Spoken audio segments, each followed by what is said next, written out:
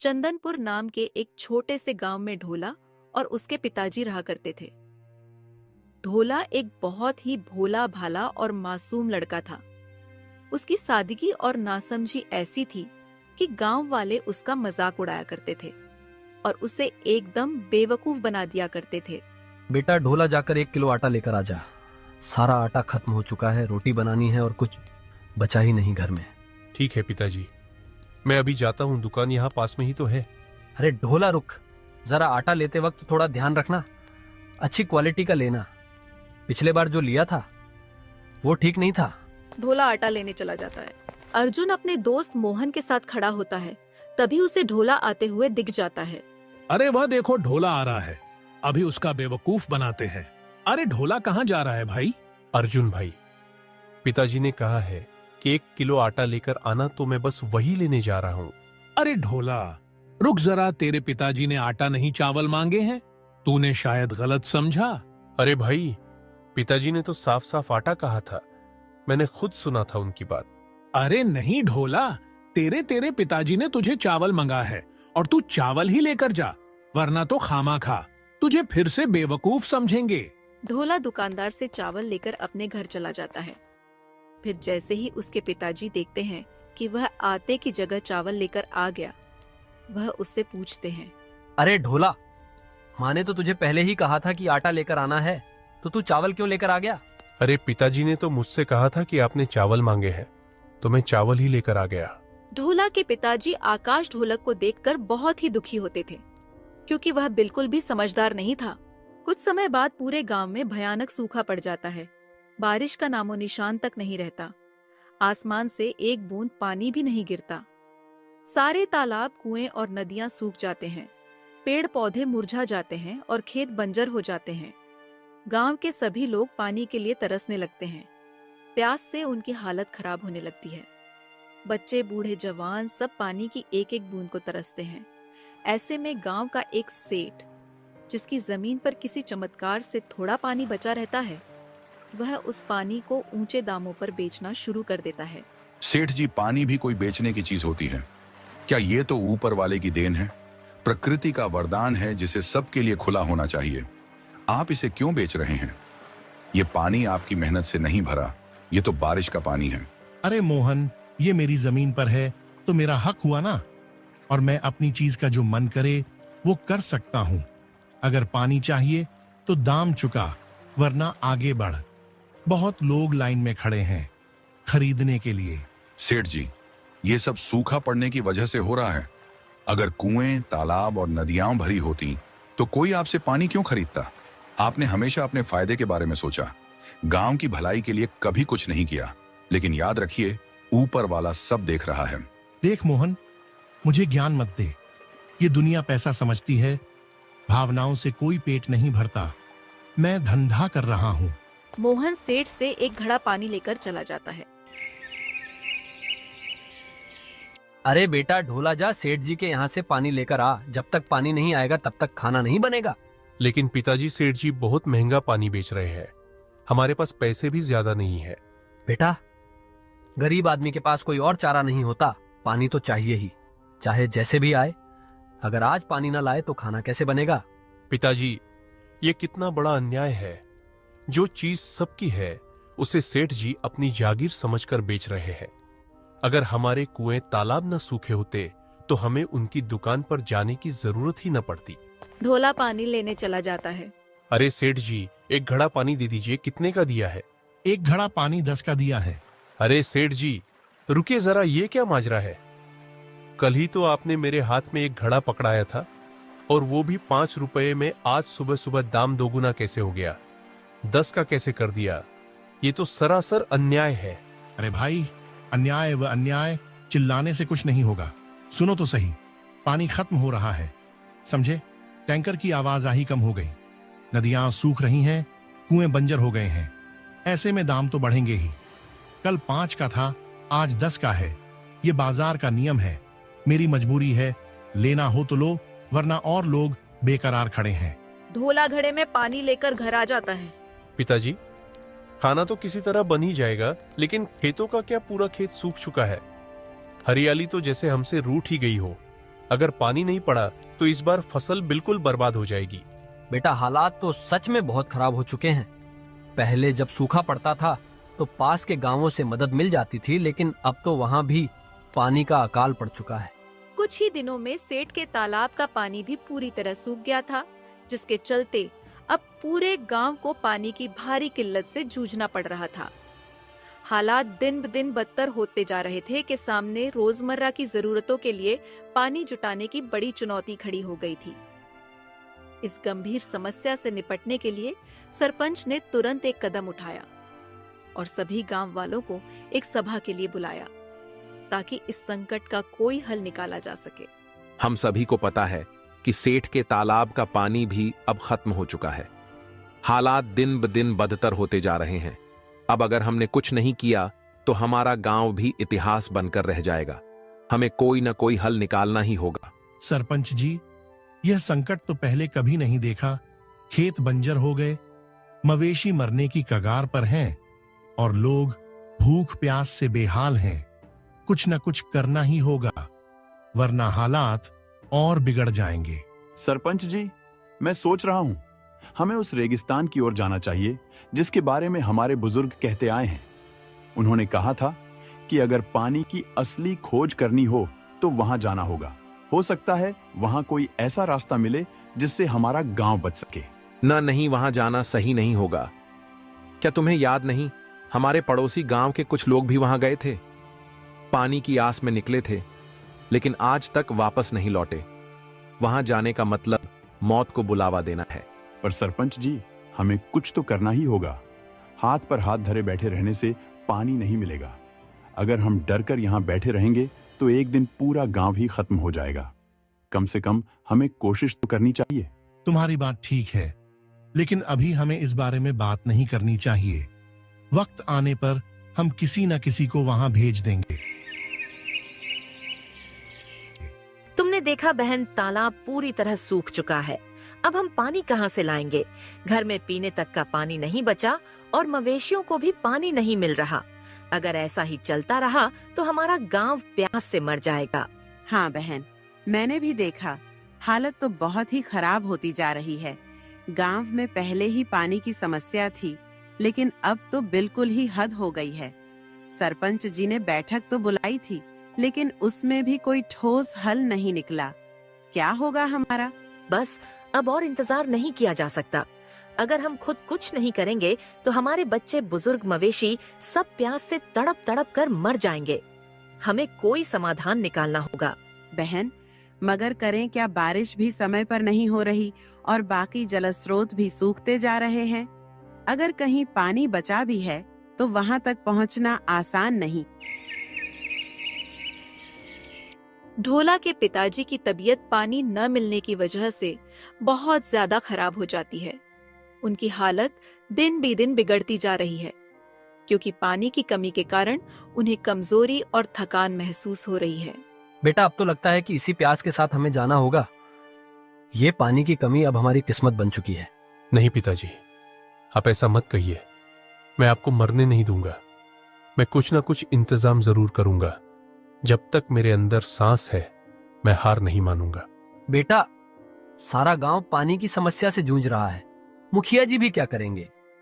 जब खुद उनके पास कोई हल नहीं तो हमें क्या रास्ता दिखाएंगे? नहीं पिताजी, मैं हार नहीं मान सकता। मैं अभी मुखिया जी के पास जाऊंगा, पंचायत से बात करूंगा, सरकार तक अपनी आवाज पहुंचाऊंगा। अगर जरूरत पड़ी तो कुआं खुदवाऊंगा, पहाड़ों से पानी लाने की कोशिश करूंगा, लेकिन आपको ऐसे तिल तिल मरते हुए नहीं देख सकता। ढोला मुखिया जी के पास जाता है। मुखिया जी, आपको तो पता ही है कि गांव की हालत कितनी खराब हो चुकी है। हर तरफ सूखा है, खेत बंजर हो गए हैं, कुएं सूख चुके हैं और अब मेरे पिताजी इस हालत में हैं कि अगर उन्हें पानी नहीं मिला तो वे बच नहीं पाएंगे। ढोला, तू बहुत मासूम है। मैं समझ सकता हूं कि अपने पिताजी को बचाने के लिए तू कुछ भी करने को तैयार है, लेकिन सोच, जब पूरे गांव में ही पानी नहीं है तो तुझे अपने पिताजी के लिए पानी कहां से मिलेगा? लेकिन मुखिया जी, इसका कोई ना कोई रास्ता तो होगा। हम ऐसे ही हाथ पर हाथ रखकर नहीं बैठ सकते। अगर पानी नहीं है तो हमें उसे खोजना होगा। मैं अपने पिताजी को मरते हुए नहीं देख सकता। बेटा, एक रास्ता है, पर वह रास्ता बहुत खतरनाक है। मैंने अपने बड़े बुजुर्गों से सुना है कि पास के रेगिस्तान में एक तालाब है, लेकिन वह कोई आम तालाब नहीं है। वहां एक जादूगरनी रहती है। वही गांव में पानी पहुंचाती थी, लेकिन वर्षों से कोई वहां जाने की हिम्मत नहीं कर पाया। अगर वह तालाब सच में मौजूद है तो मैं वहां जाऊंगा। मैं पानी लेकर लौटूंगा, चाहे कुछ भी हो जाए। बेटा, वहां जाना आसान नहीं है। जो भी वहां गया वह फिर कभी वापस नहीं आया। रेगिस्तान की रेत लील जाती है लोगों को, और वह जादूगरनी, उसकी शक्तियों का कोई अंदाजा नहीं है। ढोला, मैं तुझे वहां अकेला नहीं जाने दूंगा। यह रास्ता खतरनाक है, लेकिन अगर तूने फैसला कर ही लिया है तो मैं अपनी बेटी को भी तेरे साथ भेजूंगा। तभी मुखिया जी की बेटी आती है। पिताजी, मैं तैयार हूँ। अगर गांव और ढोला के पिताजी को बचाने के लिए मुझे इस रास्ते पर जाना पड़े तो मैं जाऊंगी। लेकिन मैं अकेले ही जा सकता हूं। मैं तुम्हें इस खतरे में नहीं डाल सकता। नहीं बेटा, ये कोई साधारण यात्रा नहीं है। ये एक परीक्षा है, और इसमें साथ देने वाला जरूरी है।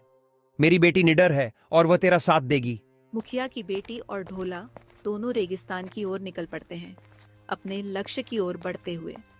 वे लंबे समय तक चलते रहते हैं, लेकिन अचानक एक भीषण तूफान आ जाता है। तेज हवाओं और उड़ती रेत के कारण उनकी राह मुश्किल हो जाती है और वे आगे बढ़ने में असमर्थ हो जाते हैं। तूफान इतना प्रचंड होता है कि उनके लिए एक कदम भी उठाना नामुमकिन सा लगता है। लगातार चलते चलते वे पूरी तरह थक जाते हैं। उनकी सांसें उखड़ने लगती हैं। ढोला, अब मुझसे और नहीं चला जाएगा। मैं बहुत थक चुकी हूँ। मुझे नहीं लगता कि अब और आगे बढ़ना सही होगा। अगर हम आगे बढ़े तो मर जाएंगे। यहाँ पानी नहीं है, रास्ता खत्म हो गया। लगता है हम कितनी देर से चल रहे हैं, लेकिन कुछ नहीं दिख रहा। नहीं रानी, हमें रुकना नहीं है। हमें आगे बढ़ना ही होगा, चाहे जैसे भी हो। अगर हम यहीं बैठ गए तो यकीन मानो मौत हमारे और करीब आ जाएगी। हमें किसी भी तरह से पानी ढूंढना होगा, वरना मेरे पिताजी। ढोला, मैं समझ सकती हूँ कि तुम्हारे दिल में अपने पिताजी के लिए कितनी बेचैनी है, लेकिन अगर हम ही नहीं बचे तो उन्हें बचाने का क्या फायदा। मेरी हालत देखो, मेरे पैरों में छाले पड़ गए हैं, मेरी सांसें तेज हो रही हैं। अगर मैं और एक कदम भी चली तो गिर जाऊंगी। रानी, मैं जानता हूं कि तुम बहुत थक चुकी हो, पर हमें हिम्मत नहीं हारनी चाहिए। सिर्फ कुछ कदम और। अगर हम रुके तो यकीन मानो हम दोबारा चलने की हिम्मत नहीं जुटा पाएंगे। अगर तुम कह रहे हो कि आगे बढ़ना जरूरी है तो मैं कोशिश करूंगी, लेकिन मैं वादा नहीं कर सकती कि ज्यादा दूर चल पाऊंगी। एक काम करो रानी, तुम यहीं रुको। मैं अकेला आगे जाता हूं। पिताजी मेरे हैं, उनकी जिम्मेदारी भी मेरी है। तुम क्यों अपनी जान खतरे में डाल रही हो? अगर पानी हुआ तो मैं तुम्हारे पास आ जाऊंगा और तुम्हें ले चलूंगा। ढोला रानी को वहीं छोड़कर तपती धूप में आगे चलता रहता है। वह बहुत ही थक जाता है, लेकिन उसे अपनी पिताजी की याद आने लगती है। पर वह रुकता नहीं, वह चला जाता है। कुछ दूर चलने के बाद उसे वह तालाब दिख जाता है। ढोला तालाब के पास जाता है, तभी उसमें से जादूगरनी बाहर आती है। बेवकूफ लड़के, अगर तुझे अपनी जिंदगी प्यारी है तो यहाँ से चला जा, वरना मौत तेरे सिर पर मंडरा रही है। ये जगह तेरे जैसे कमजोर लोगों के लिए नहीं बनी। अगर तूने मुझसे भिड़ने की कोशिश की तो तेरी हड्डियां भी पहचान में नहीं आएंगी। मैं यहाँ अपनी जान बचाने नहीं, बल्कि अपने गांव के लिए आया हूँ। तुमने हमारे गांव का पानी क्यों रोक रखा है? मेरे पिताजी पानी की कमी से तड़प रहे हैं। अगर उन्हें जल्द पानी नहीं मिला तो उनका बचना मुश्किल होगा। तुम इंसान कभी नहीं सुधरोगे। तुम्हारे जैसे लोग पानी की कीमत नहीं समझते। पानी सिर्फ जीवित रहने के लिए नहीं, बल्कि एक अनमोल खजाना है, और तुम लोग उसे बर्बाद करते हो। बिना सोचे समझे बहा देते हो, यूं ही बेकार कर देते हो मुझे। यह बर्दाश्त नहीं। इसलिए मैं उन गांवों का पानी रोक देती हूँ जो इसकी कद्र नहीं करते। जादूगरनी, हमसे गलती हुई होगी, लेकिन प्यास से मरते हुए लोगों का क्या दोष? मेरा गांव अब पानी के बिना खत्म हो रहा है। बच्चे, बूढ़े, महिलाएं सब तड़प रहे हैं मेरे पिताजी। वो अब और नहीं सह पाएंगे। मैं तुमसे विनती करता हूं, हमें पानी दे दो। अगर तुझे पानी चाहिए तो बदले में तुझे अपनी जान मुझे सौंपनी होगी। अपनी जिंदगी दे देगा तो तेरे गांव को पानी मिलेगा। ढोला के चेहरे पर सन्नाटा छा जाता है। उसका दिल तेजी से धड़कने लगता है। उसकी आंखों के सामने अपने पिताजी की कमजोर हालत आ जाती है, सूखे होंठ, प्यास से तड़पता शरीर। वो जानता है कि उसकी जिंदगी उसके पिताजी से ज्यादा कीमती नहीं। कुछ देर तक वो गहरी सोच में डूब जाता है, फिर अचानक फैसला कर लेता है। ठीक है, जादूगरनी, अगर मेरी जान देकर मेरे गांव को पानी मिल सकता है तो मैं तैयार हूँ। मेरी जान ले लो, लेकिन बदले में मेरे गांव को हमेशा के लिए पानी दे दो। मुझे नहीं लगा था कि तू इतना हिम्मती होगा। आम लोग अपनी जान बचाने के लिए कुछ भी कर सकते हैं, लेकिन तू अपने गांव के लिए मरने को तैयार है। यह दिलचस्प है। मेरे लिए मेरे पिताजी और मेरे गांव के लोग सबसे जरूरी है। अगर मेरी कुर्बानी से उनकी प्यास बुझ सकती है तो इससे बड़ी खुशी मेरे लिए कुछ और नहीं होगी। पर मैं यह चाहता हूँ कि मुझे थोड़ी देर के लिए अपनी दोस्त से मिलना दिया जाए ताकि मैं उससे कुछ कह सकूं। ठीक है, जो तुम उसे मिलकर आ जाओ आखिरी बार। ढोला रानी के पास जाता। रानी, मेरे पिताजी से कहना कि उनका ढोला बेवकूफ नहीं था, हिम्मत वाला था। उसने अपने गांव के लिए अपनी जान कुर्बान कर दी, लेकिन कभी हार नहीं मानी। और गांव वालों से कहना कि पानी अनमोल है, उसकी बर्बादी ना करे, क्योंकि जिसे प्यास की सच्ची तकलीफ नहीं पता वो कभी उसका महत्व नहीं समझ सकता। नहीं ढोला, ये तुम क्या कर रहे हो? तुम ऐसे कैसे जा सकते हो? हम कोई और रास्ता निकाल लेंगे। प्लीज मत जाओ। रानी, तुम बहुत बहादुर हो। तुम्हारा बहुत बहुत धन्यवाद कि तुम मेरे साथ यहां तक आई। तुमने हर कदम पर मेरा साथ दिया, मेरी हिम्मत बढ़ाई। लेकिन अब मेरी राह अलग है। ढोला, अगर तुम नहीं रहे तो मैं कैसे रहूंगी? और तुम्हारे पिताजी, क्या तुमने सोचा कि उनका क्या होगा जब उन्हें पता चलेगा कि उनका बेटा उनके लिए अपनी जान दे चुका है? मैं जानता हूं रानी, ये आसान नहीं होगा, पर यह जरूरी है। अगर मैं अपनी जान देकर पूरे गांव को पानी दे सकता हूं तो यह सौदा बुरा नहीं है। और हां, मैंने तुमसे झूठ नहीं कहा। पानी मिल गया है, लेकिन इसकी कीमत मेरी जान है। इतना कहकर ढोला वहां से चला जाता है, अपने पीछे एक अनिश्चित भविष्य छोड़कर। उसी दौरान एक रहस्यमयी जादूगरनी प्रकट होती है, जिसके पास असीम शक्तियां थीं। उसने ढोला को अपने जादू के जाल में फंसा लिया और उसकी जान ले ली। लेकिन यह बलिदान व्यर्थ नहीं गया। ढोला की जान के बदले में जादूगरनी ने पूरे गांव को पानी का वरदान दे दिया। सूखे हुए गांव में चमत्कार सा हो गया। जहां कभी पानी की एक बूंद के लिए तरसते थे, वहां अब पानी की कोई कमी न रही। और उसने दुखी मन से ढोला के पिताजी को सारी बात बताई। उसने कहा, ढोला ने अपनी जान की कुर्बानी देकर पूरे गांव को पानी का तोहफा दिया है। उसका यह बलिदान हमें हमेशा याद रखना होगा। पिताजी की आंखों में आंसू छलक आए, लेकिन उन्हें गर्व भी हुआ कि उनके बेटे ने इतना बड़ा काम किया। गांव वालों ने ढोला की याद को अपने दिलों में संजो लिया। उन्होंने एक साथ मिलकर प्रण किया कि अब पानी की एक बूंद भी बर्बाद नहीं करेंगे। दोस्तों, आपको हमारी स्टोरी कैसी लगी? हमें कमेंट करके जरूर बताइए। इस स्टोरी को लाइक और शेयर करें, और हाँ, हमारे चैनल को सब्सक्राइब करना ना भूलें। Thank you.